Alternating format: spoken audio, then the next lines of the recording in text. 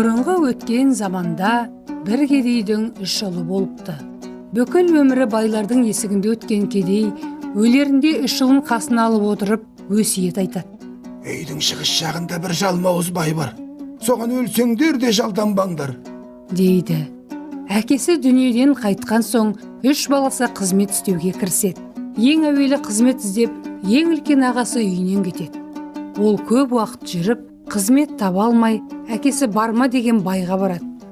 Бай бұны көрген соң, «Хош келдің», деп қарсы алады.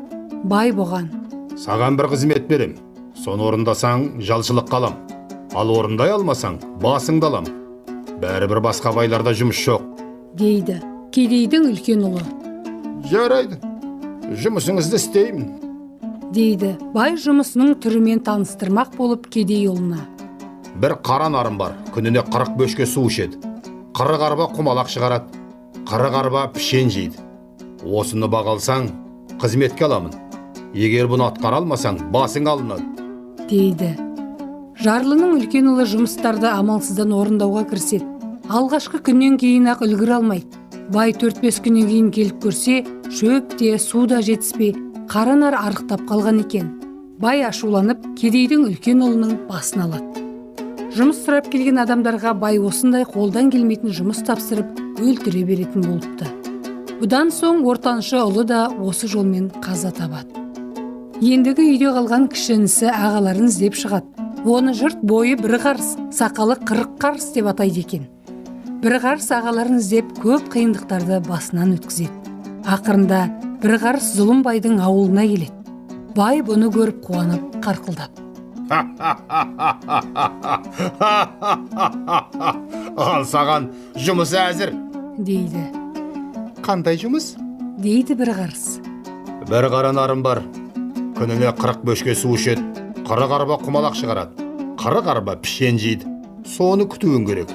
Егер күте алмасаң, басың алынады», дейді. Бір қарыс күлімдеп, «Мақұл, нар деген мен ең көп баққан малым. Бабын табармын», дейді. Бір қарыс нарды күтуге кіріседі. Бай үйіне барып, «Қолыма қалай түспей кетер екенсің бәлекетім», деп масаттанады. Бір қарыс нарға барып, нарды пішен жейтін орыннан кейінірек басын пішенге жетпестей етіп байлайды. Одан кейін 4 аяғын 4 қазыққа байлайды. Нар әрі ұмтылады, бері ұмтылады. Шөп жеп су іше алмайды. Бай бір күні келіп көрсе, нар ашығып қалған сияқты көрінеді. Бірақ алдында пішен, су дегендер толып тұрады. Бай бір қарысқа, «Бір қарыс, ана нарды отқа жібер», дейді де үйіне кетеді. Бір қарыс, «Құп қожайын», деп қала береді. Бай кетісімен бір қарыс нарды пішенімен қосып отқа жібереді. Бай бұны көріп ашуланып бір қарысқа келіп, «Ай, нарды өртегенің не?» дейді. Бір қарыс, «Байеке, ана нарды отқа жібер деп өзіңіз бұйырған соң, сізге асылы нардың керегі болмай қалған ғой деп отқа жібердім», дейді. Бай бір қарыстан жай құтыла алмайтынын сезіп, оны бір қиын жұмысқа жұмсағысы келеді. Бай бір күні бір қарысты шақырып алып, «Алыстағы Ақсақ Темірханның жүйрік қара арғымағын қалайда әкеліп бер маған», деп талап етеді.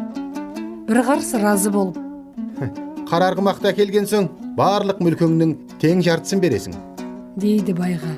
Бай ішінен, «Бәрібір қара арғымақты әкеле алмайсың. Жарайды, мүлкімнің тең жартысын берейін, мен келісем».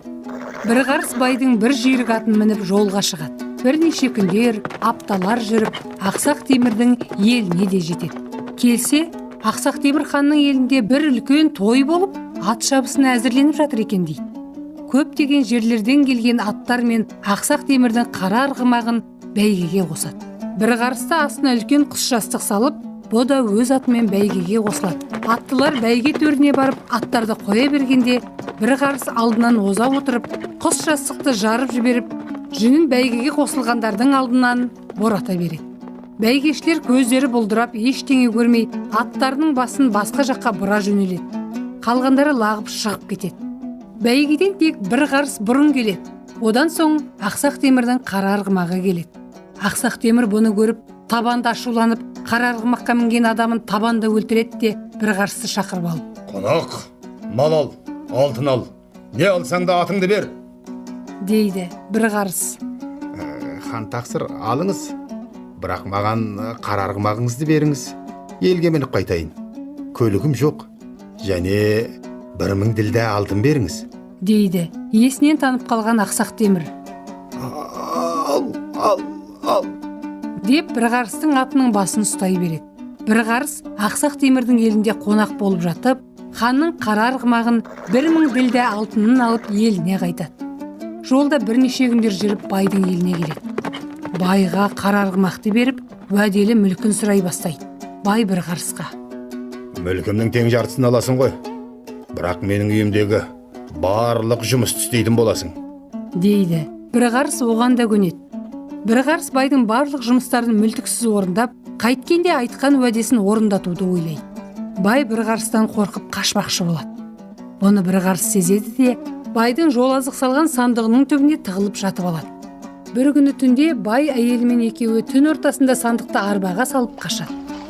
Жолға шығып, ұзаған соң бай: Енді құтылмасақ бір қарыс бізге күн бермес, деп қояды. Бір қарыс сандықтың ішінде жатып: Иә, құтылдың, дейді бай әйеліне. Апыр-ай, даусының құлаққа естіліп тұрғанын-ай, дейді. Тағы біраз уақыттар жүріп, елден әбден ұзаған соң: Құтылдым, дейді бай. Бір қарыс қатты дауыстап: Иә, құтылдың, дейді. Бай ашуланып: Құтылдым. Құрғырдың дауысы қайдан естіліп тұрсың? дейді. Бір қарыс тағы да: Құтылдың, бәсе, құтылдың, дейді. Бай мен әйел құрғырға не болды деп құлақтарын баса қояды. Екінші күні кешке таман бір қарыс сандықтың ішінен шыға келеді. Бай мен әйелде үрей қалмайды. Кешке құдық басына қонады. Бір қарыс та баймен бірге отырып алады. Бай ішінен бір қарысты түнде құдыққа тастап жіберуді ойлайды. Түн ортасы ауғанда, бай мен әйелі ұйқыға мас боп жатқанда, бір қарыс байдың әйелін өз орнына салып, өзі байдың қасына жатып қалады. Бай бір уақытта оянып, бір қарыстың орнындағы өз әйелін сүйреп апарып құдыққа салып жібереді де, орнына келіп жата қояды. Ертең бай әйелін оятайын десе, қасында жатқан бір қарыс. Бай жалмажан атын жегіп қаша жөнеледі. Бір қарыс артынан қуып береді. Бай қалың тоғайға тығылады. Бір қарыс тоғайға өрт жібереді. Бай тоғаймен бірге өртеніп кетеді. Бір қарыс байдың ауылына барып, барлық малдарын айдап, еліне келеді.